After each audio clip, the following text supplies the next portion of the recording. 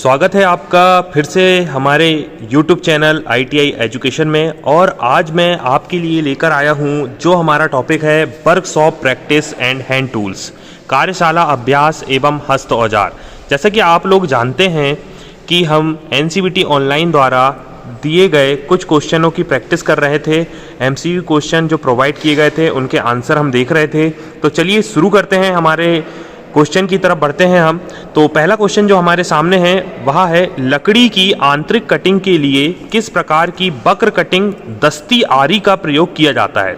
तो आप लोगों को पता होना चाहिए आंतरिक कटिंग के लिए हम की होल आरी का यूज़ करते हैं। तो इसका जो सही आंसर आएगा वो आएगा की होल आरी, बिल्कुल सही। चलिए मैं आप लोगों को की होल आरी के बारे में बता दूं। तो की होल आरी जो होती है ये लकड़ी की आंतरिक कटिंग के लिए होल आरी का प्रयोग किया जाता है, क्योंकि यह आकार में पतली एवं छोटी होने के कारण यह आसानी से किसी भी आंतरिक भाग में चली जाती है। चलिए बढ़ते हैं हम अगले क्वेश्चन की तरफ। तो अगला क्वेश्चन हमसे क्वेश्चन पूछा गया है, कोनों पर सामग्री को चौकोर करने के लिए किस प्रकार की ठंडी छेनी का हम यूज़ करते हैं। तो हमसे क्वेश्चन ने पूछा है कि कोनों पर सामग्री को चौकोर करने के लिए, तो जैसा कि आप लोगों को पता है कोनों पर सामग्री को चौकोर करने के लिए अगर ठंडी छेनी की बात करें तो हम डायमंड पॉइंट छेनी का यूज़ करते हैं। तो इसका सही आंसर होना चाहिए डायमंड पॉइंट छेनी। चलिए डायमंड पॉइंट छेनी को मैं आप दिखा दूं। तो ये देख सकते हैं आपके सामने जो डायग्राम है वह डायमंड पॉइंट छेनी का है। तो इस प्रकार की छेनी होती है डायमंड पॉइंट छेनी। तो चलिए बढ़ते हैं हम अगले क्वेश्चन की तरफ। तो अगला क्वेश्चन आपके सामने बहुत मौजूद है और यह क्वेश्चन बहुत ही IMP क्वेश्चन है और कई बार एग्जाम में पूछा गया है। तो क्वेश्चन ने पूछा है, गैल्वेनाइज्ड सीड पाइप में एक्स के रूप में चिन्हित थ्रेड फॉर्मेशन का नाम क्या है। तो जैसा कि आप लोगों को दिख रहा होगा ये एक प्रकार का फीमेल थ्रेड है। तो हम इसको कह सकते हैं ये पैरेलल है। तो इसका जो सही आंसर होना चाहिए वह होना चाहिए समांतर फीमेल थ्रेड। तो चलिए लगाते हैं इसका आंसर और देखते हैं यह हमारा आंसर सही है या नहीं। तो बिल्कुल सही आंसर है हमारा। तो ये जो चिन्हित किया गया पॉइंट था इसे हम पैरेलल फीमेल थ्रेड या समांतर फीमेल थ्रेड के नाम से जानते हैं। तो बढ़ते हैं हम हमारे अगले क्वेश्चन की तरफ। तो हमारा जो अगला क्वेश्चन था वह क्वेश्चन उसने क्या कहा है कि 90 अंश मोड़ और अंदर से निकली हुए किनारों के साथ धातु ट्रे बनाने के लिए किस प्रकार नोच का यूज़ किया जाता है। तो जैसा कि 90 अंश मोड़ और अंदर निकले हुए किनारे के साथ धातु ट्रे बनाने के लिए हमें नोच बताना है। तो इसका जो सही आंसर आना चाहिए वह है सीधा नोच। तो चलिए देखते हैं इसका सही आंसर क्या है। तो इसका सही आंसर है भी नोच। तो चलिए कोई बात नहीं, अब हमारा एक क्वेश्चन का आंसर गलत हो चुका है। तो 90 अंश मोड़ के अंदर किनारों के साथ धातु ट्रे बनाने के लिए हम भी नोच का प्रयोग करेंगे। चलिए इसके बारे में भी थोड़ा सा जान लेते हैं। तो जैसा कि आप लोगों को दिख रहा है 90 अंश मोड़ और अंदर निकले हुए किनारों के साथ धातु ट्रे बनाने के लिए भी नोच का उपयोग किया जाता है और ये आपके सामने 90 एंगल का भी नोच। चलिए बढ़ते हैं अगले क्वेश्चन की तरफ। तो अगला क्वेश्चन हमसे पूछा गया है कि औजार का नाम क्या है। तो आपके सामने एक चित्र प्रदर्शित है, ये एक हैमर है। तो आप लोग देख सकते हैं कि ये जो हैमर है बहुत ही इजी हैमर है और इसका उपयोग हम किसी भी चीज़ को सरफेस में ठोकने के लिए करते हैं। तो ये जो हैमर है ये आपका टैक्स हैमर है। तो इसका सही आंसर टैक्स हैमर है। तो इसका एक सुरा चुंबकीय भी होता है और तेज़ी से लोहे के पिनों को ठोंकता भी है ये, तो और कम भार का भी होता है। तो ये हैमर को भी आप लोगों को याद रखना है। चलिए बढ़ते हैं अगले क्वेश्चन की तरफ। तो अगला क्वेश्चन हमसे पूछा गया है, सीट मेटल में शार्प बैंड के लिए किस प्रकार के स्टेक का उपयोग किया जाता है। तो सीट मेटल में शार्प बैंड्स के लिए हम हैचेड स्टेक का यूज़ करते हैं। चलिए देखते हैं हैचेड स्टेक इसका सही आंसर होता है या नहीं। बिल्कुल सही आंसर है। तो ये आपके सामने दिख रहा होगा, सीट मेटल में शार्प बैंड्स के लिए हैचेड स्टोक का उपयोग किया जाता है और यह हैचेड स्टैक कुछ इस प्रकार की दिखाई देती है। चलिए बढ़ते हैं अगले क्वेश्चन की तरफ। तो अगला क्वेश्चन है हमसे पूछा है, लकड़ी में गांठ दोष का क्या कारण है। तो हमसे पूछा गया है लकड़ी में जो गांठ दोष होता है वो किसके कारण होता है। तो जैसा कि हमें पता होना चाहिए जो गांठ दोष होता है वो शाखाओं में वृद्धि के कारण ये दोष पाया जाता है। तो चलिए आप लोगों का आंसर लगाते हैं और देखते हैं ये सही हमारा आंसर है कि नहीं। बिल्कुल सही आंसर है। तो लकड़ी में गांठ दोष जो होता है वो शाखाओं की वृद्धि के कारण होता है और लकड़ी में यह दोष पहले से ही मौजूद होता है। चलिए बढ़ते हैं हम अगले क्वेश्चन की तरफ। तो अगला जो क्वेश्चन हमारे सामने है छेनी में एक्स प्रदर्शित कोण का नाम क्या है। तो जैसे कि आप लोगों को दिख रहा होगा डायग्राम में, इसमें 3 प्रकार के कोण आप लोगों को दिख रहे होंगे, अल्फा, बीटा और गामा। तो जो हमसे बीटा कोण पूछा है, यहाँ कौन सा कोण है हमें ये बताना है। तो ये बहुत ही सिंपल क्वेश्चन है और इसे हम पॉइंट एंगल कहते हैं। तो इसका सही आंसर होना चाहिए बिंदु कोण, बिल्कुल, जो कि हमारा सही है। तो चलिए मैं आप लोगों को तीनों एंगल के बारे में बता दूं। तो सबसे पहला जो एंगल जो अल्फा है उसको हम क्लियरेंस एंगल कहेंगे, और जो बीच वाला जो एंगल है इसे हम बिंदु एंगल या पॉइंट एंगल कहा जाएगा, और जो तीसरा है वो हमारा रैक एंगल है। चलिए बढ़ते हैं हम अगले क्वेश्चन की तरफ। तो अगला क्वेश्चन है, इस रेती का क्या नाम है। तो हमारे सामने एक चित्र प्रदर्शित किया गया है और उसमें हमसे पूछा है कि इसमें एक फाइल दिखाई गई है और ये किस प्रकार की फाइल है, हमें ये बतलाना है। तो चलिए इसे भी हम देख लेते हैं। तो अगर हम बात करें इस रेती की, तो यह जो रेती है हमारी, वह हमारी रास्प कट रेती, जो कि बिल्कुल सही आंसर है हमारा। तो ये जो रेती है यह रास्प कट रेती है। चलिए मैं आप लोगों को दिखा भी दूं, इसकी जो इमेजेस है वो कुछ इस प्रकार की होती है। और रास्प कट अगर फाइलों की हम बात करें तो ये तेज, संकीर्ण, छिद्रपूर्ण दांतों की एक श्रृंखला होती है। इसका उपयोग हम लकड़ी, चमड़े, एल्युमिनियम और सीसा जैसे नरम पदार्थों को सामग्री से तेजी से हटाने के लिए इसका उपयोग करते हैं। चलिए बढ़ते हैं हम अगले क्वेश्चन की तरफ। तो अगला क्वेश्चन हमसे पूछा गया है और एक फाइल दी गई है जिसमें हमें बताना है कि ये एक्स भाग का क्या नाम है। तो ये बहुत ही इजी भाग है, ये इस भाग को हम हील कहते हैं। तो इसका सही आंसर हील होना चाहिए, जो कि बिल्कुल सही है। चलिए आप लोगों को बता दें थोड़ा सा इसके बारे में। तो सबसे पीछे का जो भाग होता है, जो लकड़ी या प्लास्टिक का बना होता है, जिसे हम हैंडल के नाम से जानते हैं, हैंडल के जस्ट नीचे वाला भाग को हम फेरुल या टैंक कहते हैं। टैंक के नीचे हमें शोल्डर देखने को मिलेगा, फिर हमें हील देखने को मिलेगा। जो ऊपर वाला सरफेस होता है जिससे हम किसी चीज़ को साफ करते हैं उसे हम फेस कहते हैं।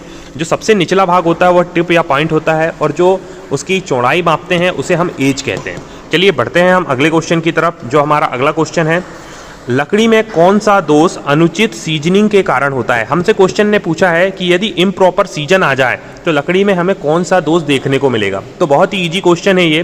तो लकड़ी में यह दोष कपिंग होता है, जो कि हमें इम्प्रॉपर सीजन में देखने को मिलता है। तो बिल्कुल सही आंसर है। चलिए मैं आप लोगों को थोड़ा सा इनके दोष के बारे में भी दिखा देता हूँ। तो कपिंग दोष जो होता है वह अनुचित सीजन में होता है और लकड़ी कप के अनुसार मुड़ना शुरू हो जाती है, इसके कारण हम इसे कपिंग कहते हैं। तो आपके सामने दिख रहा होगा कुछ 9 प्रकार के दोष है, जिसमें से bow, cupping, crooks, knot, split, twist, check, sack और बैन, ये लकड़ी के कुछ दोष होते हैं। चलिए अगला क्वेश्चन हम बात करते हैं। हमसे क्वेश्चन ने पूछा है कि मोर्टाइज छेनी का क्या उपयोग होता है। तो जैसे कि आप लोगों को पता होना चाहिए कि मोर्टाइज छेनी जो होती है यह समान छेनीकरण के लिए हम यूज़ करते हैं लकड़ी में। तो इसका सही आंसर होना चाहिए था लकड़ी में सामान्य छेनीकरण का करना। तो चलिए चेक करते हैं हमारा आंसर सही है कि नहीं। तो हमारा आंसर जो है यहाँ गलत आंसर हुआ, जबकि मोर्टाइज छेनी का उपयोग लकड़ी में आयताकार छेद करने के लिए होता है। और यहाँ दिख रही होगी आपको मोर्टाइज छेनी, तो ये मोर्टाइज छेनी है।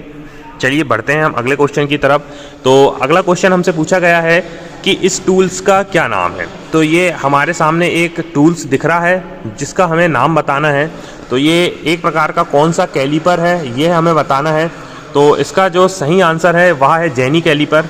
तो ये जेनी कैलीपर है और इसका उपयोग जो है हम सामग्री या जॉब के बाहरी किनारों पर समांतर रेखाएं खींचने के लिए करते हैं। चलिए बढ़ते हैं हम अगले क्वेश्चन की तरफ। अगला क्वेश्चन हमसे पूछा गया है कि सीट मेटल कार्य के लिए उपयोग होने वाला स्टैक कौन सा स्टैक है। अच्छा चलिए हमारे पास इसके देखिए डायग्राम भी आ गया है। तो डायग्राम से भी हमें बहुत ही स्पष्ट हो जा रहा है ये कि ब्लो हार्न स्टैक है। तो इसका सही आंसर ब्लो हार्न स्टैक होगा। तो आप लोगों को ब्लो हार्न स्टैक के बारे में मैं बता दूं, इस स्टैक का नाम ब्लो हार्न स्टैक है। इसका उपयोग हम छल्ले, गोलाकार, खोखली वस्तु बनाने में करते हैं।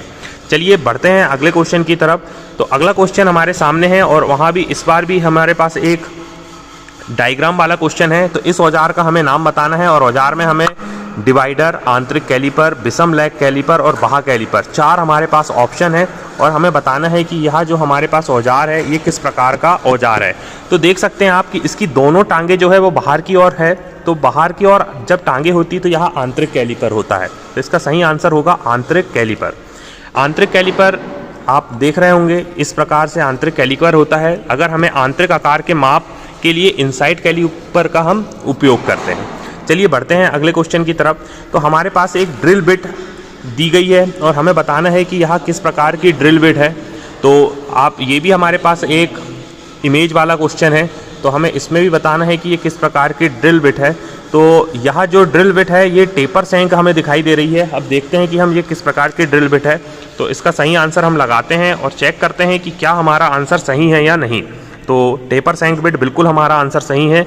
यहाँ टेपर सैंक बिट है। टेपर सैंक ड्रिल समान प्रयोजन के ड्रिल बिट होती है।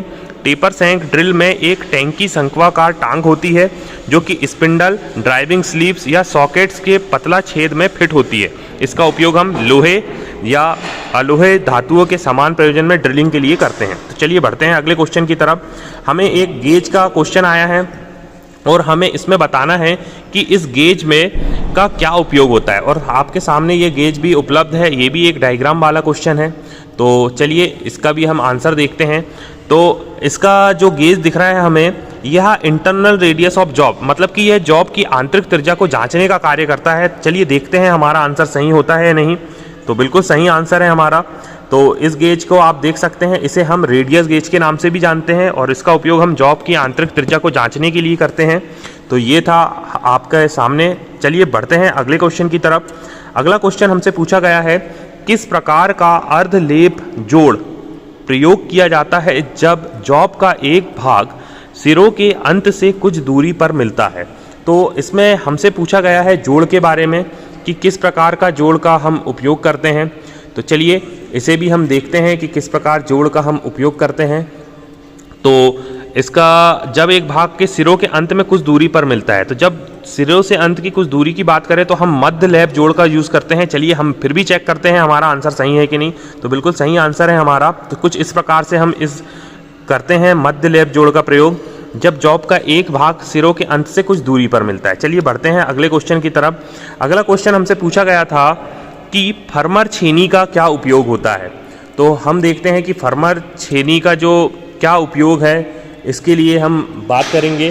तो फर्मर छेनी जो होती है यह सामान्य छेनी का काम करती है, या पारिंग और परिष्करण जोड़ का काम करती है, या लकड़ी में आयताकार छेद बनाने का कार्य करती है, या हल्की छेनी और नुकीले कोने को साफ करती है। तो फर्मर छेनी मेरे हिसाब से लकड़ी में आयताकार छेद करने का कार्य करती है। नहीं, ये भी गलत हो गया हमारे साथ। तो फर्मर छेनी जो होती है यहाँ समान छेनी का कार्य करती है। तो ये अच्छा, फर्मर छेनी तो सामान्य छेनी होती है। चलिए बढ़ते हैं आगे क्वेश्चन की तरफ। सीट के किनारों को मोड़ने के लिए किस प्रकार के नोच का उपयोग किया जाता है। तो सीट के किनारों को मोड़ने के लिए हम शायद तक भी नोच का उपयोग करते हैं सीट के किनारे को मोड़ने के लिए। बिल्कुल ये भी हमारा गलत आंसर है। चलिए इसका सही आंसर जो है वो सीधा नोच है। चलिए, एक टेनन आदि के कुंद दांतों को तेज करने के लिए किस फाइल का उपयोग किया जाता है या किस रेती का। तो आप लोगों को पता है दांतें जो होते हैं वो त्रिभुजाकार में होते हैं, इसलिए इसके लिए त्रिभुजाकार रेती का उपयोग करते हैं। ये बिल्कुल सही आंसर है हमारा। चलिए देख सकते हो यहाँ भी एक व्यक्ति अपने त्रिभुजाकार रेती से फाइल की साफ कर रहा है दांतों को। अगला क्वेश्चन है हमारा, क्रॉस कट छेनी का क्या उद्देश्य है। तो क्रॉस कट छेनी का क्या उद्देश्य है हमसे ये पूछा गया है। तो क्रॉस कट छेनी का हम अगर बात करें तो कीवेज काटने में इसका उपयोग किया जाता है क्रॉस कट छेनी का, जो कि सही आंसर है हमारा। देख सकते हैं आप क्रॉस कट छेनी से हम कीवेज को किस प्रकार काट रहे हैं। अगला क्वेश्चन हमसे पूछा गया है, इस हथौड़े का क्या नाम है। तो ये हथौड़ा सामान्यतः लकड़ी में से कीले निकालने के कार्य आता है और इसे हम क्लॉ हथौड़े के नाम से जानते हैं। तो इसका सही आंसर क्लॉ हथौड़ा, बिल्कुल सही जवाब है। और अब हमारे पास लास्ट क्वेश्चन आ चुका है। चलिए देखते हैं। तो सामग्री के बाहरी किनारों पर समांतर रेखाएं खींचने के लिए किस प्रकार का उपयोग किया जाता है, कैलिपर का उपयोग किया जाता है। इससे पहले भी ये क्वेश्चन आ चुका था और जैनी कैलिपर इसका सही आंसर है। तो चलिए लगाते हैं हम जैनी कैलिपर और अब हम चेक करते हैं कि हमने कुल कितने क्वेश्चन को सही किया है। तो रिजल्ट भी हम देखेंगे। तो 24 में से 20 क्वेश्चन हमारे सही हैं, 4 क्वेश्चन गलत है। तो आशा करता हूँगा कि आपको ये क्वेश्चन बिल्कुल समझ में आए होंगे और आप इनका रिवाइज करिए। तो ITI एजुकेशन की तरफ से धन्यवाद।